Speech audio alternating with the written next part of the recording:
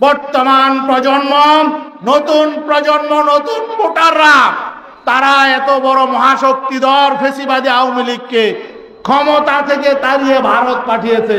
তারা কি কাউকে ভয় করে? অতএব ফুসফাস করে চোখ রাঙিয়ে কোনো লাভ নাই। অনেকে বড়াই করে যে আমাদের ক্ষমতার অভিজ্ঞতা আছে, আমরা বারবার ক্ষমতায় গিয়েছি। ইসলামী আন্দোলনের তো পার্লামেন্টে যাওয়ার অভিজ্ঞতা নাই। আপনারা তো জন্মগতভাবেই ক্ষমতায় ছিলেন, আপনাদের জন্মই হয়েছে ক্ষমতায়। বড়াই করেন না, জনগণের মধ্য থেকে রাজনৈতিক দল করে দেখুন কিভাবে জনগণের হৃদয় জয় করতে হয়। ইসলামী আন্দোলন বাংলাদেশ জনগণের মধ্য থেকে জন্ম নেয় একটি রাজনৈতিক দল, তিলে তিলে গড়ে উঠেছে মানুষের ভালোবাসা নিয়ে। চুরি বাটপারি করে মানুষের সম্পদ লুটপাট করে ইসলামী আন্দোলন রাজনীতি করে না। অতএব ইসলামী আন্দোলনকে তুচ্ছ তাচ্ছিল্য করা বাদ দিন, আর চোখ রাঙায় কথা বলবেন না। আমরা এবার প্রতিরোধ করে তুলবো ইনশাআল্লাহ, কাউকে ছাড় দিব না। জনগণের ভোটাধিকার রক্ষার জন্য প্রয়োজনে আমরা কাফনের কাপড় নিয়ে এবার মাঠে নামবো ইনশাআল্লাহ। ইসলামী আন্দোলন বাংলাদেশ নরসিংদী জেলা শাখার আওতাধীন রায়পুরা উপজেলা শাখা কর্তৃক আয়োজিত আজকের এই বিশাল জনসভার সংগ্রামী সভাপতি, উপস্থিত ইসলামী আন্দোলন বাংলাদেশের প্রেসিডিয়ামের অন্যতম সদস্য অধ্যাপক মাহবুবুর রহমান সহ কেন্দ্রীয় নেতৃবৃন্দ, রায়পুরার কৃতি সন্তান, বাংলাদেশের যুব সমাজের আইডল হাফেজ মাওলানা বদরুজ্জামান, উপস্থিত উলামায়ে কেরাম, অন্যান্য বন্ধু প্রতিম সংগঠনের নেতৃবৃন্দ, আমার রায়পুরার সংগ্রামী ভাইরা,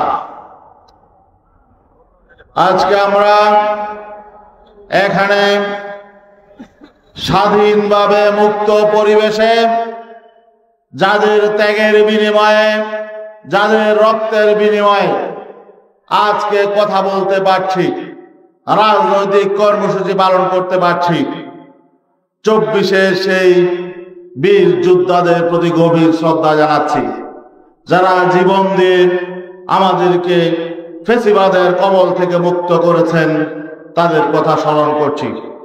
সংগ্রামী বন্ধুগণ, গত বছরের 5 আগস্টের পর আমরা ভেবেছিলাম হয়তো দেশ মুক্ত হয়ে গেছে। আমরা ভেবেছিলাম এখন দেশে শান্তির পরিবেশ বিরাজ করবে, সকল মানুষ শান্তি পাবে, নৈরাজ্য হবে না, চুরি হবে না, ডাকাতি হবে না, ছিনতাই হবে না, চাঁদাবাজি হবে না, মারামারি হবে না, খুনাখুনি হবে না, এবং যদিও হয় আগের চেয়ে কম হবে। ঠিক না? কিন্তু আমরা কি দেখছি? 5 আগস্টের পর আমরা ভেবেছিলাম হয়তো রাজনৈতিক দলগুলোর চরিত্র পরিবর্তন হয়েছে, কিন্তু আমরা কি দেখলাম? যারা বিগত দিনে রাষ্ট্র শাসন করেছে তাদের কোনো পরিবর্তন হয় না, তাদের চরিত্রের কোনো পরিবর্তন হয় না, তারা অতীত থেকে কোনো শিক্ষা গ্রহণ করে নাই। আজকে জুলাই বিপ্লবে যে তরুণ ছাত্র সমাজ দেয়ালে লিখেছিল রাষ্ট্র সংস্কার চাই, রাষ্ট্র মেরামত চাই, আজকে একটি পক্ষ সেই রাষ্ট্র সংস্কার করতে দিচ্ছে না। রাষ্ট্র মেরামত হোক, রাষ্ট্র সঠিকভাবে চলুক, এটা একটি পক্ষ দিচ্ছে না। কারা দিচ্ছে না? আজকে আমরা দেখছি 5 আগস্টের পর রাজনৈতিক শক্তিগুলো 2 ভাগে বিভক্ত হয়ে গেছে। একটি পক্ষ নতুন রাজনৈতিক বন্দোবস্ত চায়, নতুন দেশ চায়, রাষ্ট্র মেরামত চায়, রাষ্ট্র সংস্কার চায়, রাষ্ট্রের সাংবিধানিক প্রতিষ্ঠানগুলো যাতে সঠিকভাবে কাজ করতে পারে এমন সংস্কার চায়।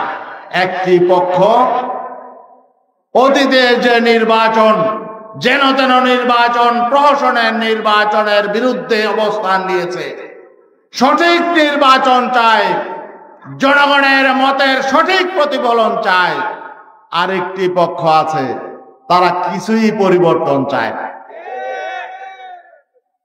তারা আবার আওয়ামী লীগের মতো, ফ্যাসিবাদী শক্তির মতো ৭২-এর সংবিধানের দোহাই দেয়। তারা নতুন রাষ্ট্র চায় না, সংস্কার চায় না, নতুন নির্বাচন ব্যবস্থা চায় না, নতুন রাজনৈতিক ব্যবস্থা চায় না, নতুন বন্দোবস্ত চায় না। ঠিক না? আপনারা কি চান রাষ্ট্রটা আবার আগের মতো চলুক? বিগত ৫৪ বছর যে ধ্বংসের রাজনীতি চলেছে, যে প্রতিহিংসার রাজনীতি চলেছে, যে জিজ্ঞাসার রাজনীতি চলেছে, যে লুটপাটের রাজনীতি চলেছে, যে খুনের রাজনীতি চলেছে, আপনারা কি চান তা আবার সামনে চলুক?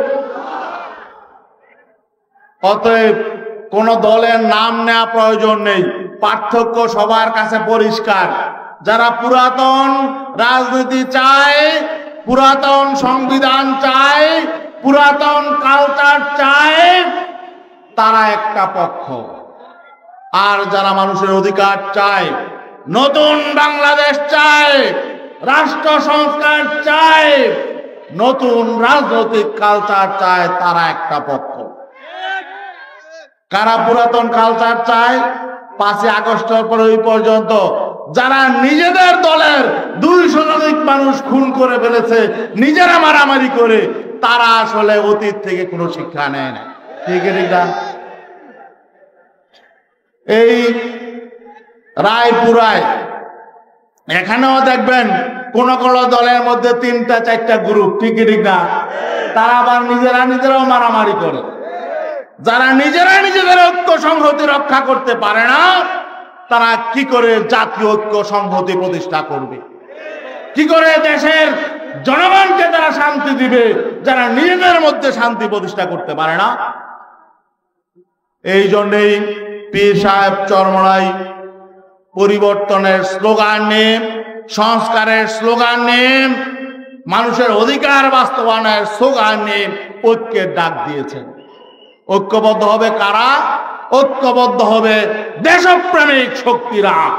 আগামী নির্বাচনে দেশপ্রেমিক শক্তির লড়াই হবে ক্ষমতা প্রেমিকদের সঙ্গে। এক শ্রেণী আছে ক্ষমতা প্রেমিক, আর এক শ্রেণী আছে দেশপ্রেমিক। কি ঠিক না? আমরা দেশপ্রেমিক না ক্ষমতা প্রেমিক? এই দেশপ্রেমিক শক্তিকে আগামী নির্বাচনে লড়াই করতে হবে দেশ বিরোধী ক্ষমতা প্রেমিক শক্তির সাথে। গতকালকে পরশুদিন দেখলাম জাতীয় পার্টিকে আপনারা চিনেন? এরা কারা? হ্যাঁ, এরা নিজেরাও হলো ফ্যাসিবাদের দোসর। এটা কোনো রাজনৈতিক দল না, এটা হলো ভারতীয় এজেন্ট। ঠিক না? ভারতীয় এজেন্ডা বাস্তবায়নের জন্য এই দলটা জন্ম নিয়েছে। জন্ম থেকে আজ পর্যন্ত এরা কোনো গঠনমূলক রাজনীতি করে নাই। তারা দেশের বিরুদ্ধে ষড়যন্ত্র চক্রান্ত করেছে। এখন দেখলাম জাতীয় পার্টির মহাসচিব শামীম হায়দার পাটোয়ারি তিনি বলছেন যে জাতীয় পার্টিকে রক্ষা করার দায়িত্ব এখন বিএনপি। আপনার কথা বুঝেছেন, শুনেছেন, জানেন যে জাতীয় পার্টিকে রক্ষা করার দায়িত্ব এখন কার? বিএনপি। তার মানে কি? তার মানে জাতীয় পার্টিও বুঝে গেছে যে আসলে চোর, বাটপার, ধাপ্পাবাজ এবং এজেন্টদেরকে কারা রক্ষা করতে পারে। আপনারা সতর্ক থাকবেন। এখানে অনেক সচেতন মানুষ আছেন, অনেক শিক্ষিত মানুষ আছেন। আমাদের দেশটাকে রক্ষা করতে হবে। অতীতে যারা ক্ষমতায় গিয়ে দেশ ধ্বংস করেছে, অতীতে যারা ক্ষমতায় গিয়ে দেশ লুটপাট করেছে, দেশকে দুর্নীতিতে চ্যাম্পিয়ন করেছে, তাদেরকে আমরা নতুন করে আবার দেশ ধ্বংসের দায়িত্ব দিতে পারি না। ঠিক না ভাই? অনেকে অতীতে ৩বার ৪বার ক্ষমতায় ছিল, তাদের নতুন কিছু বলার আছে? নাই। তারা কি বলতে পারে, তারা কি করতে পারে, তাদের রাজনীতি কি, তাদের অর্থনীতি কি, এটা আমরা দেখেছি, দেশবাসী দেখেছে। এদেরকে আমরা আবার নতুন ভাবে পরীক্ষা করতে চাই না। ঠিক না ভাই? জনগণ ঐক্যবদ্ধ হচ্ছে এবং এবার জনগণ ইসলামী শক্তিকে ক্ষমতায় নেবে ইনশাআল্লাহ।